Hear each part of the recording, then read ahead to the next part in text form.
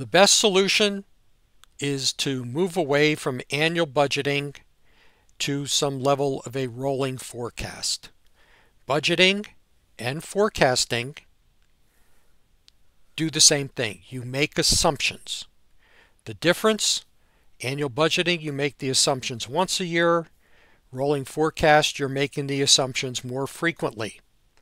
Forecasting is about understanding current trends and what the financial impact is if these trends continue.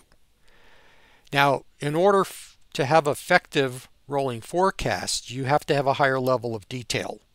Updating the forecast cannot take as long as the annual budgeting process every quarter or every month.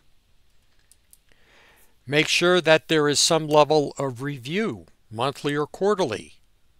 We're comparing our assumptions to what actually happened, and we're trying to use PDCA to improve those assumptions.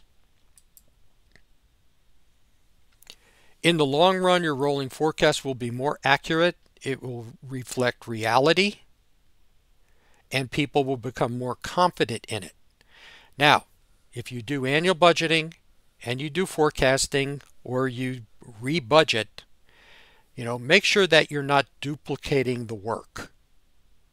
You don't want to have a strict annual budget that's frozen and then do forecasting and then try to compare.